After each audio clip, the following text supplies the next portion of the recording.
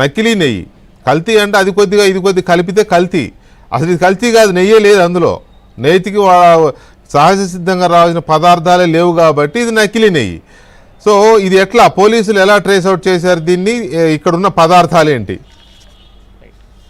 హైదరాబాద్లో ఇటీవల రాష్ట్ర ప్రభుత్వం ఈ కల్తీ పదార్థాలు నకిలీ పదార్థాలపైన ప్రతిష్టాత్మకంగా ఒక వింగ్ని ఏర్పాటు చేసి ఎచ్-ఫాస్ట్ అనేటువంటి ఒక వింగ్ని ఏర్పాటు చేసి టాస్క్ ఫోర్స్ పోలీసులు ఆ వింగ్లో పనిచేస్తూ ఉంటారు. అందులో భాగంగానే ఈ కల్తీ పదార్థాలు నకిలీ పదార్థాలపైన ఉక్కుపాదం మోపుతూ వస్తున్నారు. అయితే నిన్న దాదాపు రెండు నెలల పాటు పోలీసుల ఆపరేషన్ తర్వాత నిన్న హైదరాబాద్ సిపి సజ్జనార్ ఒక సంచలనమైనటువంటి ప్రెస్ మీట్ కూడా పెట్టడం జరిగింది. అందులో కీలకమైనటువంటి అంశం ఏంటంటే ఇప్పటి వరకు మీరు అన్నట్లు కల్తీ నెయ్యి కాదు, నకిలీ నెయ్యిని హైదరాబాద్ పోలీసులు అయితే మాత్రం పట్టుకున్నారు. దాదాపు 25 టన్నుల నకిలీ నెయ్యితో పాటు 11 టన్నుల ముడి పదార్థాలు, మొత్తం 36 టన్నుల కల్తీకి నకిలీ నెయ్యి ఏదైతే ఉందో వాటన్నిటినీ కూడా హైదరాబాద్ పోలీసులు సీజ్ చేసినటువంటి పరిస్థితి ఉంది సార్.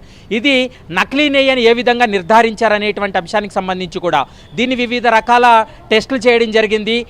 ప్రభుత్వ ల్యాబ్లకు కూడా పంపించి దీన్ని టెస్ట్ చేసినటువంటి సమయంలో అందులో 0.1% కూడా మిల్క్ నుండి తయారైనటువంటి నెయ్యి కాదు. ఇది కేవలం నకిలీ నెయ్యి. అంటే ఒక నెయ్యి తయారీ కావాలంటే నామ్స్ ప్రకారం లేకుంటే టెస్టులు చెప్తున్నటువంటి రిపోర్ట్స్ని చూస్తే 99.5% పాలు ఖచ్చితంగా ఉండాలి.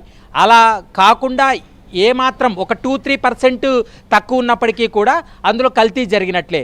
కానీ ఇప్పుడు పోలీసులు సీజ్ చేసినటువంటి ఈ 36 టన్నుల ఈ నకిలీ నెయ్యి ఏదైతే ఉందో ఈ నకిలీ నెయ్యిని టెస్ట్ చేసినటువంటి సమయంలో అందులో మిల్క్ ఫ్యాట్ అనేది 0% ఉంది. అంటే అందులో మిల్క్ ఫ్యాట్ అనేది లేదనేది ప్రస్తుతం పోలీసులు అయితే తేల్చారు. ఇదంతా కేవలం మిల్క్ పౌడర్, మరోవైపు డాల్డా, ఫామ్ ఆయిల్, కొన్ని కెమికల్స్తో కలిపి ఈ నెయ్యిని వీళ్ళు తయారు చేశారనేటువంటి అంశాన్ని గుర్తించడం జరిగింది.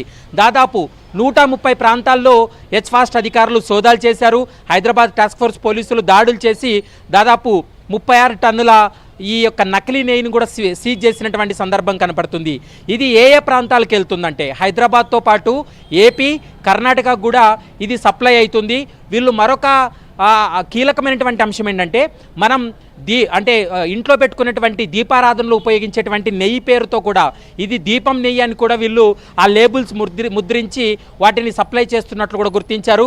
మరికొంత నెయ్యి అయితే మాత్రం ఒక 200 రూపాయలు ఎక్స్ట్రా తీసుకొని ఒక్కొక్క కిలో మీద 200 రూపాయలు ఎక్స్ట్రా తీసుకొని ఇది వంట నెయ్యి, ఇది చాలా మంచి నెయ్యి, మరోవైపు ఇది కల్తీ కాని నెయ్యి అంటూ కూడా వాళ్ళు ఆ లేబుల్లో ముద్రించి వాటిని సప్లై చేసినటువంటి పరిస్థితి కనపడుతుంది.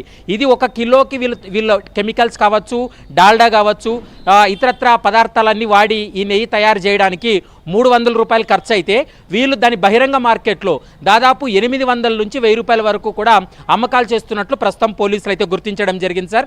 అయితే ఒరిజినల్ నెయ్యి ఇప్పుడు బహిరంగ మార్కెట్లో దొరికేదైతే మాత్రం ప్యూర్ 99.5% పాలతో తయారైనటువంటి నెయ్యి అయితే మాత్రం ఇటీవల మనం చూసాం కదా తిరుమలలో లడ్డు కల్తీ నెయ్యితోనే అక్కడ మెయిన్ ఇష్యూ వచ్చింది కూడా. నెయ్యి కల్తీదో నకిలీదో వాడారనే కదా అక్కడ పెద్ద ఇష్యూ అయింది. సో దానికి దీనికి ఏమైనా లింక్స్ కనబడుతున్నాయా? అయితే ఇప్పుడు హైదరాబాద్లో వీళ్ళు దాదాపు కొన్ని సంవత్సరాలుగా ఈ నెయ్యిని అయితే మాత్రం తయారు చేసి వివిధ ప్రాంతాలకు సప్లై చేస్తున్నారు. అయితే ఇప్పుడు పోలీసులు దీనిపైన ఒక సిట్ ఏర్పాటు చేయడం జరిగింది. లాస్ట్ 10 రోజుల క్రితమే ఈ మసాలాలు కూడా పూర్తిగా నకిలీవిగా తేల్చారు. కల్తీవి అయినటువంటి కొన్ని మసాలా ఐటమ్స్ను కూడా 2 తెలుగు రాష్ట్రాల్లో వీళ్ళు సప్లై చేశారు. కాబట్టి ఆ కేసు ఈ కేసు ఈ రెండింటి కేసుల పైన ఒక స్పెషల్ ఇన్వెస్టిగేషన్ టీంను ఫామ్ చేయడం జరిగింది.